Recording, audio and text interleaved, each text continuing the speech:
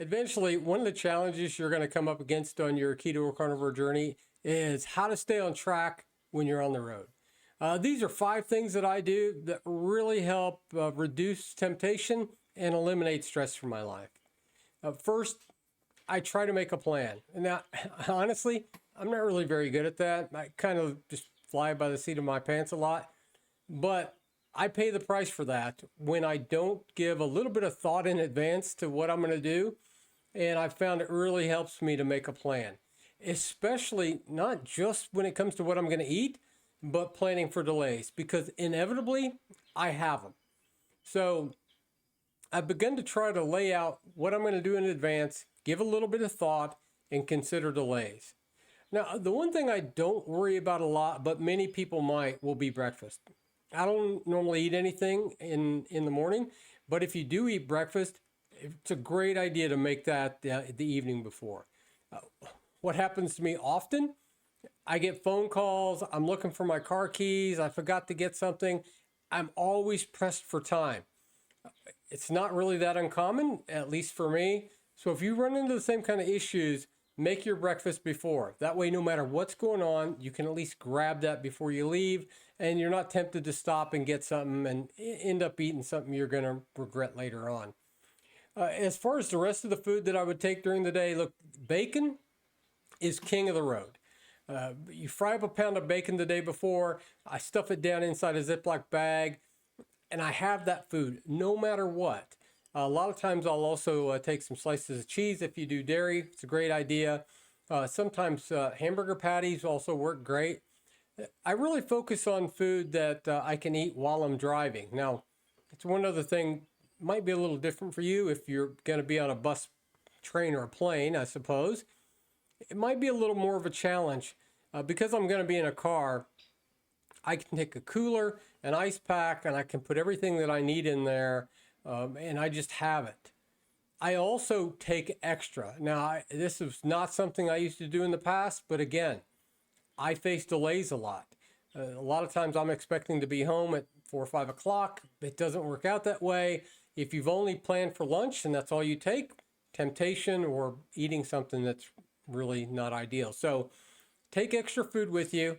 Take what you like. Another great option is you can throw a couple cans of sardines in there. If you're on a plane, I'm not sure sardines are going to be the best option for you, but that's entirely up to you. But it's always handy to have them with you just in case.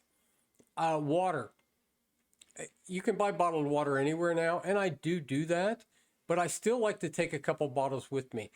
Again, mostly because if I have a 3 or 4 hour drive both ways, I don't want to stop more than I absolutely have to. Having that water there is just always makes my life a little easier. It's also handy to take some Element or whatever electrolytes that you happen to use if you do that. We mix our own predominantly, and so either take a couple packets of Element or mix up a bottle of electrolytes in advance. If you feel like you want them later on, you have them, and if you don't use them, no harm. Coffee. Now, I actually drink a lot of coffee, and I put heavy whipping cream in mine. Again, you can buy coffee anywhere. In my travels, I've found that some places have good coffee, other places not so much. I have bought coffee that's really not fit for human consumption. The other challenge that I have when I drive is the fact that no place has heavy whipping cream. Sometimes you can get half and half, but especially if you're off the beaten path, the number of times I've pulled into a place and thought, oh, I'll get some coffee. It's late in the evening. I got to drive until 10 or 11 at night. No, not even half and half. So now you're reduced to black coffee that often doesn't taste very good. So if I'm making some preparation and some forethought, I always take some coffee and some heavy whipping cream with me.